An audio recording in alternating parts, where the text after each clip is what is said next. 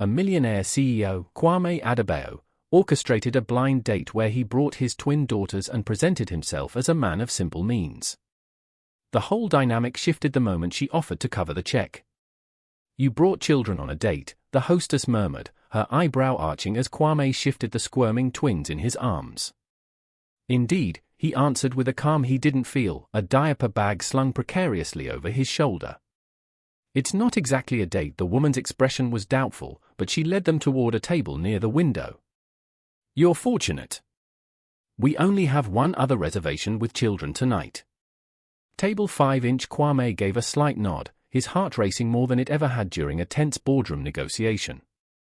Dressed in worn jeans and a plain t-shirt, he was unrecognizable as the mogul featured on magazine covers. His bespoke suits and chauffeured car were replaced for the evening with a borrowed sedan and two mismatched beaded hair ties holding back Zola and Tandy's braids. He settled the girls into their booster seats. Tandy immediately reached for the shakers, while Zola hugged her stuffed springbok, her eyes wide with curiosity. Kwame drew a deep breath and watched the entrance. He was certain the woman from the dating app had stood him up. Her final text was brief and cutting, "Sorry, I can't date a broke father of two. Good luck." He was just about to round up his daughters and depart when the door swung open. A woman entered, a cloth tote bag over her shoulder and a book in her hand. She scanned the eatery, glanced at her phone, and then her eyes found his table. She walked toward him with a nervous but warm smile. "Hi, I'm Amora," she said, tucking a stray LOC behind her ear. "My apologies for being late, the taxi was crawling." Kwame blinked, taken aback. "Ah, I understand," she continued, sitting down without checking her phone again. "Not the most glamorous arrival, I know. But you mentioned a window table with kids, so I assumed this was the spot." He started to speak, to explain the mix-up, but then he truly looked at her. There was a quiet sincerity in her gaze, an endearing awkwardness to her smile, and beneath it all, a familiar tiredness. "No worries," he said softly. "We only just arrived." Amora's attention turned to the girls, who were staring back at her. "I wasn't aware I'd be dining with such esteemed guests," she said, her smile widening. Tandy squinted. "Do you like telling stories?" Amora's laugh was genuine. "More than I like most adults." Zola pushed a crayon across the table toward her. "Draw a jackal," and just like that, Amora grabbed a napkin and started to sketch. In minutes, the girls were giggling at her charmingly lopsided drawing, completely captivated. Kwame leaned back, amazed. The typical discomfort of introducing his daughters to someone new was entirely absent. This felt effortless, not forced. Dinner arrived in a whirlwind of joyful chaos.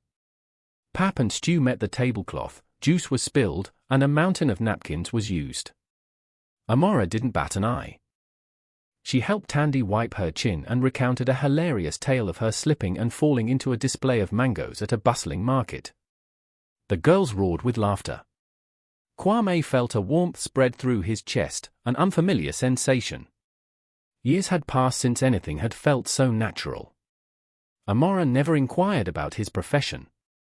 She didn't bring up money, success, or anything related to his public identity. She asked Zola what her favorite folk tale was. She listened intently to Tandy's long story about a special stone she had found. When she caught Kwame watching her, her smile was simple and genuine, not coy or flirtatious. A server placed the bill on the table between courses. "Take your time," he offered politely. "Dessert is next." Kwame stared at the folder. He reached for his back pocket, then froze. These were not his pants, and his wallet was in the jacket of his suit. A wave of panic washed over him. Amora noticed. Without a word, she pulled out her own well-loved wallet, slid out a card, and handed it to the server with a quiet smile. "It's all right," she said, seeing his expression. "I've had far worse dates." Kwame was stunned. "You didn't have to do that, I know," she replied gently. "But I wanted to. You looked like you could use a bit of kindness." He was silent. The restaurant's chatter faded away. It was never about the money, he could purchase the entire city block if he chose. But in that moment, it was about how she perceived him, not as Adebayo, the titan of industry, but as a man struggling with booster seats and juice boxes. A father who was trying. He truly saw her then. The faint lines of fatigue around her eyes likely came from long nights with books, not parties. Her blouse was simple, her nails unadorned. She wasn't trying to impress anyone. She was just present, human, and kind. The restaurant started to empty, but their table remained an island of warmth, filled with laughter and crayons. Amora broke a piece of bread, handing half to Zola as she shared a memory from her childhood. I grew up in a home where money was always tight, she recounted, her gaze distant. But we had books in every corner, piled on shelves and even on the floor. My gogo used to read to me by candlelight when the power was out. That's why I volunteer with literacy programs.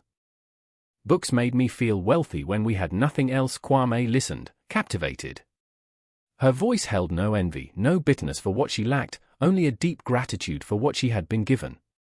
It struck him profoundly. Most women he dated were interested in his Hillview estate, his wine collection, or his fleet of cars. Amora never asked about his career. She seemed to care only about who he was, not what he did. For the first time in a very long time, Kwame felt truly seen. You must love your work, he ventured. Amora nodded. I do. The children who come to the center after school, their faces light up when I remember their names or save a book just for them. It's a small thing, but I believe it matters. Zola rested her head on Amora's arm, and Amora gently brushed a crumb from the child's cheek.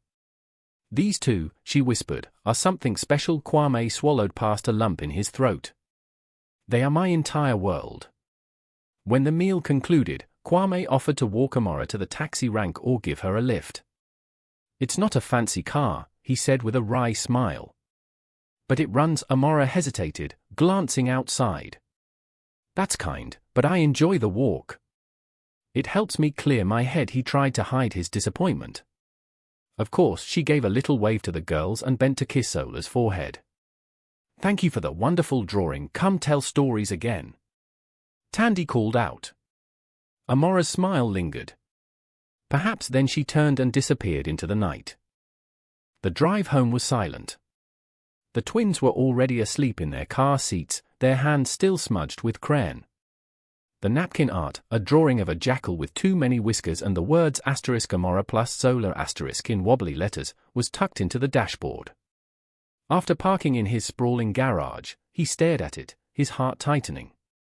His mind flashed back to a different night, long ago, when his late wife, Caroline, had sat on the kitchen floor with the girls, drawing animals with markers on old newspapers. Her laughter had filled their home. That memory had been a painful ghost, making every new connection feel like a betrayal. But tonight, watching Amora with his daughters, seeing her laugh as juice stained her sleeve, he had felt a sense of peace. Not guilt or fear, just a quiet inkling that maybe, just maybe, healing wasn't a betrayal. Perhaps it was permission to keep living, to start anew. He looked at the drawing one last time, then folded it carefully and placed it in the glove compartment. A fragile hope began to bloom in his chest. He had no idea if he would ever see Amora again, but she had already left something precious behind. And for the first time in a long while, that was enough. For days had passed since their dinner. For days since Amora had unknowingly stumbled into the wrong date and completely disarmed him with nothing more than crayons, spilled stew, and sincerity. Kwame couldn't get her face out of his mind. The way she had laughed with his girls, the way she paid the bill without a second thought or a hint of judgment. His only clue was a comment she had made about her volunteer work. I'm at the Ubuntu library, the one with the bold murals. On Saturday morning, Kwame loaded the twins into the car once more. He told himself it was just a casual visit to the library. No agenda, no expectations. Just curiosity and a flicker of hope. The library, with its vibrant murals depicting scenes from African folklore, was easy to spot. Inside, the scent of old paper and polished wood felt like a warm embrace. In a corner, a group of children sat mesmerized, gathered around a woman in a soft cardigan who held a worn picture book. And then the hyena said, "Who has eaten my porridge?" Amora's voice was animated, making the children giggle. Zola gasped. Baba, that's her. Tandy clapped her hands. She's here. Before he could react, the twins dashed forward, squeezing between the other children to get closer to Amora. She paused her story, startled, then her eyes lifted and met his.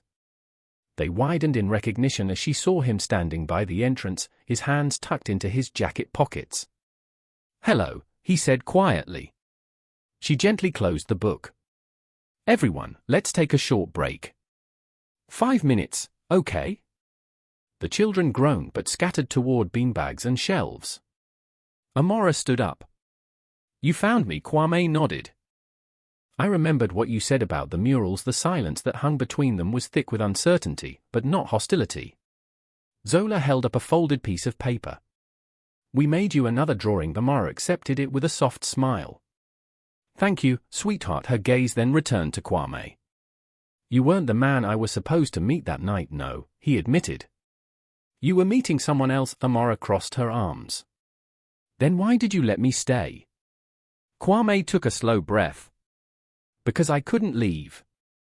Not when someone finally saw me star. Not Adebayo the CEO, or the man with an absurd net worth. Just me. The father trying to hold everything together. The man who misses his wife. The man who just needed one evening that didn't feel like a transaction. Amora's expression was unreadable. I didn't lie, he added quickly. I didn't pretend to be someone I'm not. I didn't correct you. For once, someone wasn't looking at me through a filter of money and power. You sat down and you listened to my daughters. You paid for our meal. You laughed when things got messy. Her eyes softened. He took a small step closer. My name is Kwame Adebayo. I run a company that has probably funded half the projects in this community center. I own too many suits and live in a house in Hillview that is far too large for 3 people, and most days I despise it. But the other night, none of that seemed to matter because of you. Amora swallowed, glancing at the twins who were now absorbed in a picture book nearby. So, she said quietly, what happens now? I don't know, he answered honestly. I just knew I couldn't let you vanish without telling you the truth. Not because I expect it to change anything, but because you deserve to know. She looked down at the new drawing in her hand. It showed a jackal with a heart over its head and the words asterisk for Amora asterisk scribbled beneath it. What I saw that night, she murmured, was real. The way you looked at them, the way they looked at you. The way you watched me, as if you were seeing something that frightened you. That wasn't fake, it wasn't, he confirmed. She met his gaze again. But I need time to understand what's real when everything else surrounding you feels so complicated. He nodded. Take all the time you need. A long pause stretched between them. It wasn't goodbye, not yet.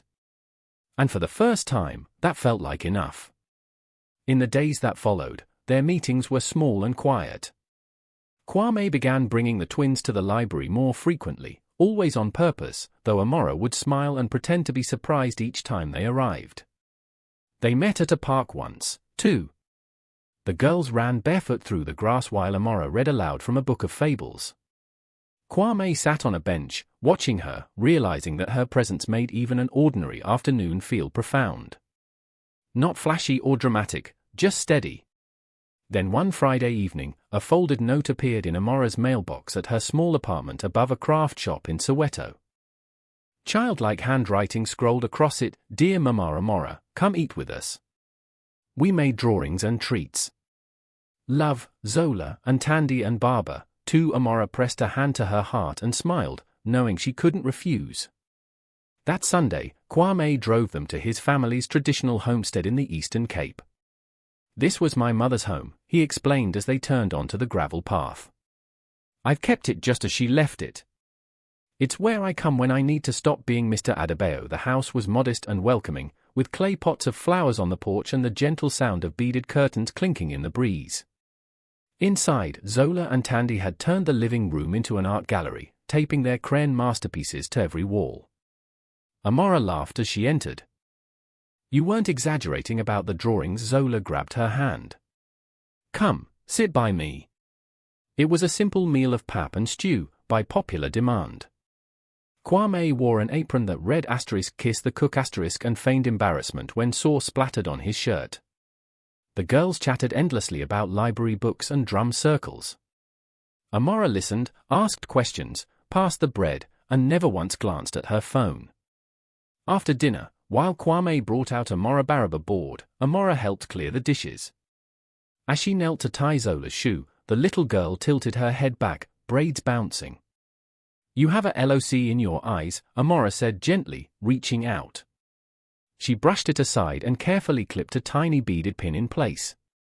Zola beamed. Kwame stood in the doorway, drying a plate, his heart still.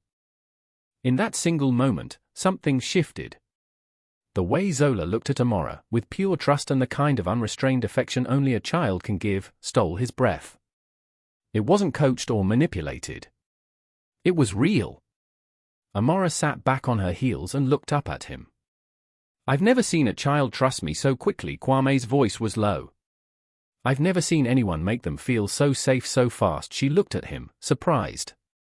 "I mean it," he said, putting the dish towel down. "They don't warm up to people easily. After Caroline passed, it's like they could sense everything, the genuine and the fake. You walked into our lives, and it was as if they had been waiting for you." Amora's eyes glistened. She looked away, smoothing her hand over her jeans. "I don't know what I'm doing most of the time. I just care." That's exactly what they need. The girls were now curled up together with a picture book, their heads resting on each other's shoulders. The evening light slanted softly through the curtains. The world outside, with its chaos and headlines, felt a million miles away. Amora turned back to Kwame. "You're different here. I'm myself," he said. "When I'm not being hounded by reporters or asked about stock prices." She stepped closer. "You don't have to prove anything here. Not to them. Not to me." He smiled. "That's what frightens me the most. That it's real." Amora's voice dropped to a whisper. "Then don't run from it." Kwame looked at her, truly looked, with a gaze that went beyond charm and surface appearances. It was a look of gratitude, of awe. Because somehow, without any effort, she had already become a part of their small world. And for the first time in years, that world didn't feel broken anymore. The photograph surfaced online on a quiet Tuesday morning. A grainy image, captured through the leaves of a nearby tree. Amora was holding hands with Zola and Tandy as they skipped along the pavement outside the Ubuntu library. She was smiling, the girls were laughing. The caption beneath it read, "Mystery woman spotted with Adebayo twins. Who is she?" Within hours, her name was trending. By evening, the press had uncovered every detail. Paparazzi swarmed her small apartment building, their camera lenses peering between her blinds. Microphones were thrust in her face as she tried to leave for her volunteer shift. Headlines speculated wildly about marriage, scandal, and secret affairs. They tore through her life with no regard for the truth. Kwame watched the storm break in real time. His name was everywhere, but this time it was tied to someone he cared for, someone who had never asked for any of this. He tried calling her, but his calls went unanswered. At the community center the next morning, the director called her into his small office. His expression was heavy with regret. "There's been pressure," he said, avoiding her gaze. "One of our main donors threatened to pull his funding. He's concerned about the media frenzy.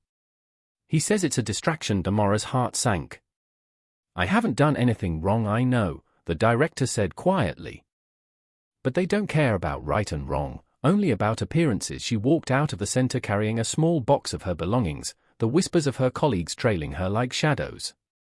It had taken her years to build her small, quiet life. One photograph had destroyed it. That night, she sat on her sofa in the dark. Her phone buzzed incessantly with texts from unknown numbers, reporters, gawkers, strangers with cruel opinions. Only one message held her attention.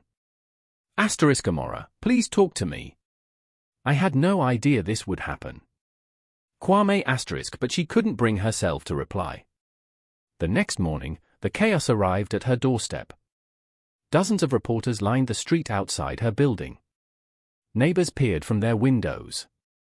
One woman from down the hall yelled, "Is it true? Are you marrying him?" Then a new sound cut through the noise. A car door slamming. Purposeful footsteps.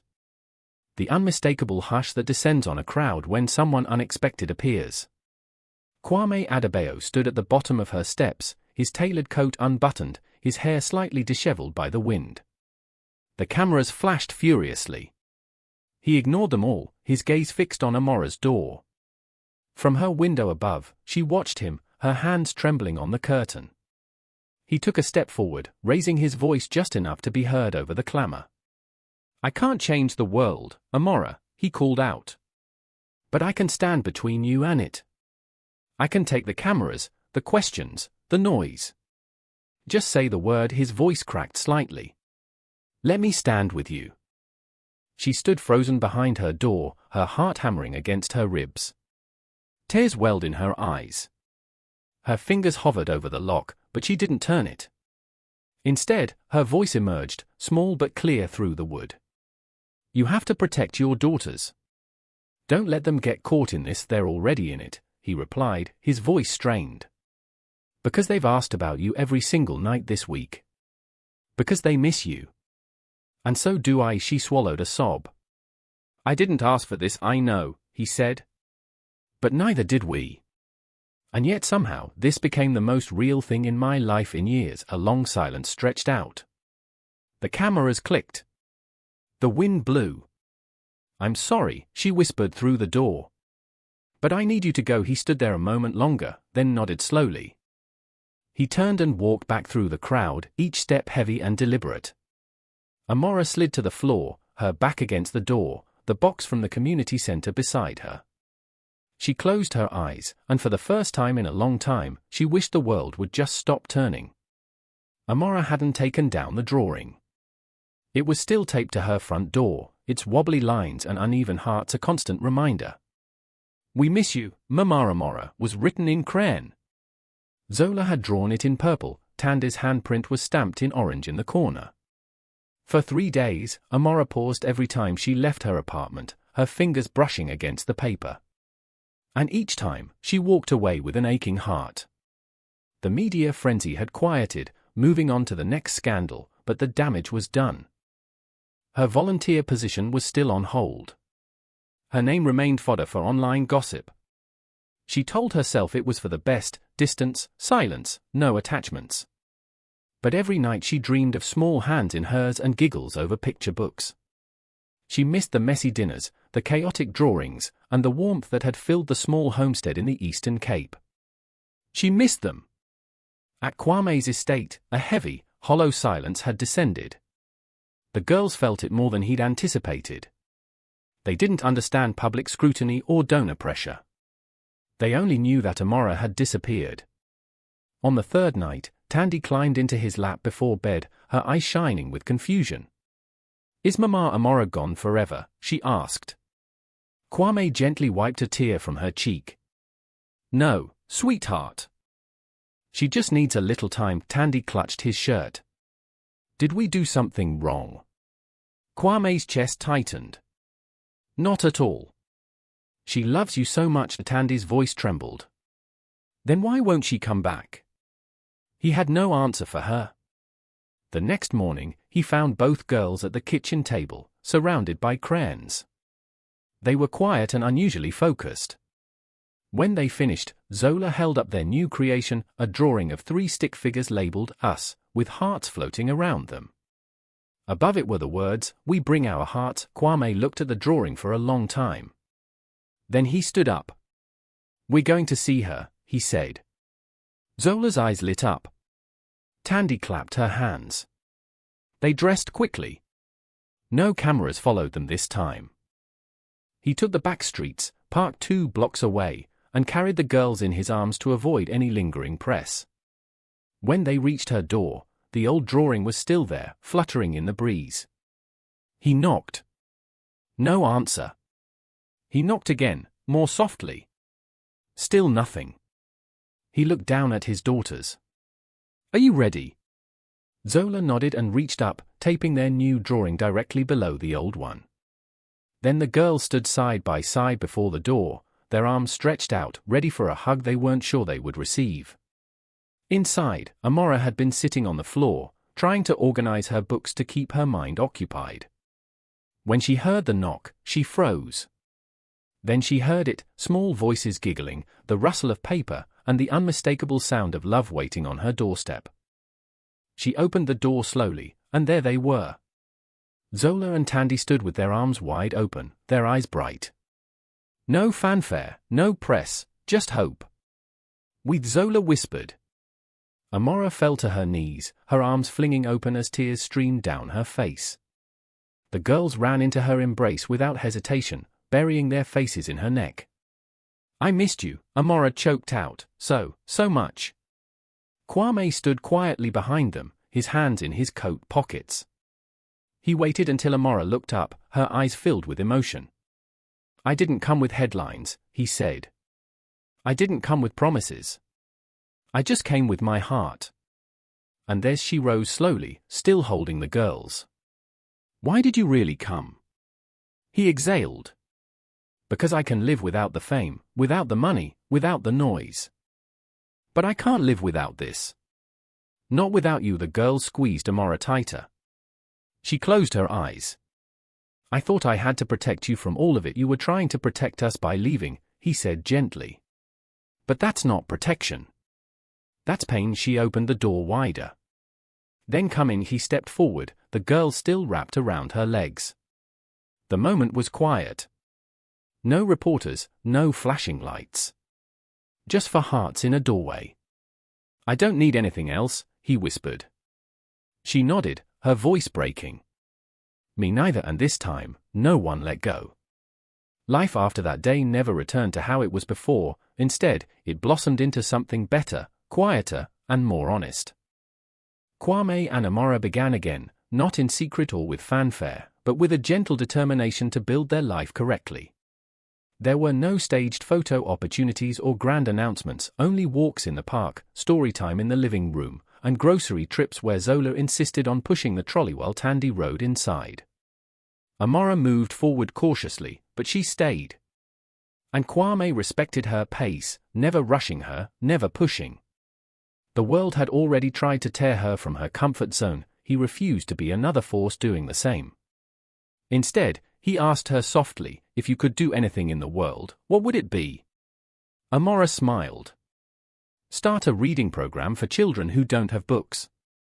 For the ones who linger at the back of the community center until closing time because they don't want to go home. Kwame nodded. Then let's build it. They named it Ithemba Lalacha, Hope of the Youth, a free, mobile reading program that traveled to shelters, community centers, and underserved schools. Amora organized volunteers, selected books, and read to children with the same warmth she had shown Zola and Tandy that first night. Kwame funded it quietly, letting her lead every decision. When reporters called, he declined interviews. Instead, his team issued press releases highlighting Ithemba Lalacha and its impact. Slowly, the narrative shifted. Headlines became less about the mystery woman and more about the program itself. At home, their rhythm became beautifully ordinary. Amora began staying for dinner more often, then sleeping over when the girls pleaded with her. She read them bedtime stories, giving each character a different voice as they clung to her, begging for one more page. She taught them how to draw faces that showed feelings and how to create their own tiny picture books. Kwame often watched from the hallway, his heart swelling with something deeper than happiness, something that felt like home. One evening, after a story about a lost meerkat who found a new family, the girls were yawning sleepily under their blankets. Amora tucked them in, brushing their hair back. Tandy reached up, blinking slowly. Mama Amora. Yes, sweetheart. Can I call you Mama Amora? The room went still. Kwame stood frozen in the doorway, holding his breath. Amora's eyes filled with tears instantly. She dropped to her knees beside the bed, clutching Tandy's small hand.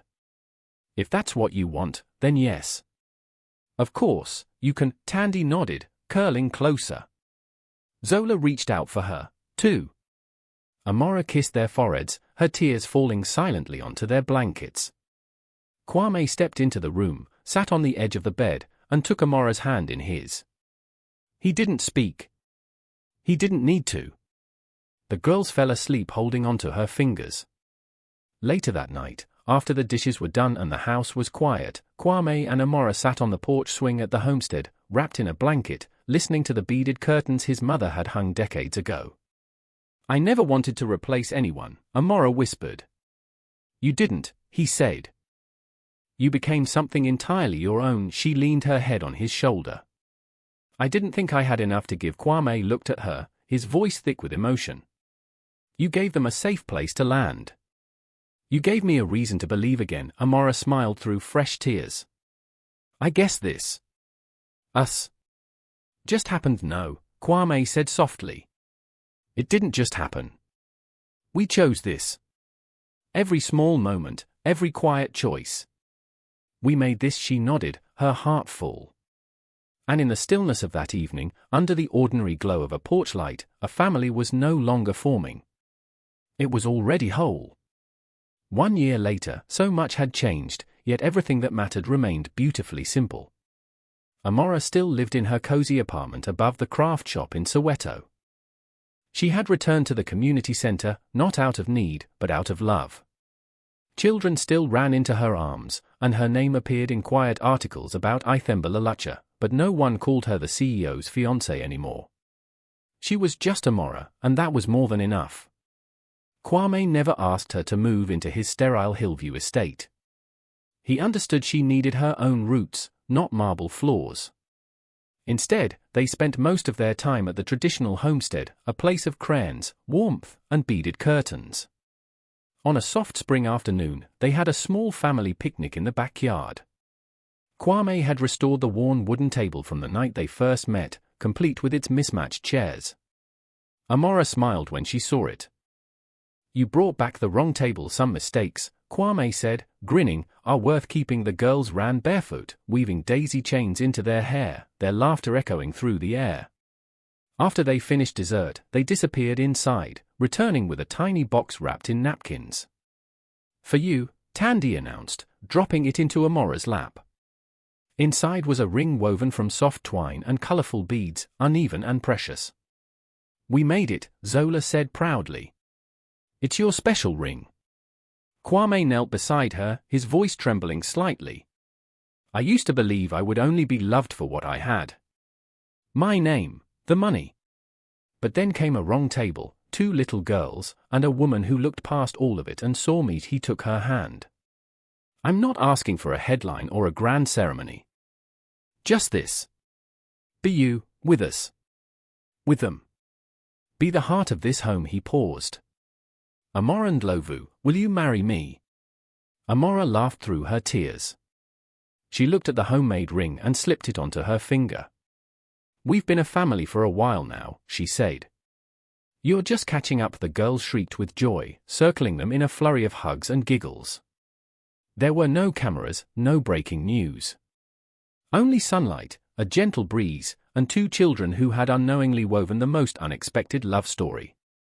That evening, as the sky turned to gold, Kwame and Amora sat on the porch swing, arms wrapped around each other. "You weren't the wrong woman," he whispered. "You were just the right one, at a table no one expected." Amora smiled. "And you were never the billionaire. You were the barber with kind eyes and stew on his shirt." In the quiet of that ordinary day, they began the rest of their lives. Sometimes, love doesn't arrive with perfect timing. It appears softly, sits at the wrong table, and turns your entire world right side up. Kwame had tried to shield his heart with wealth, and Amora feared her small world couldn't hold a love so big. But in the end, it wasn't the estate or the fortune that mattered. It was bedtime stories, crayon hearts, and a woman who chose to see the man, not the name.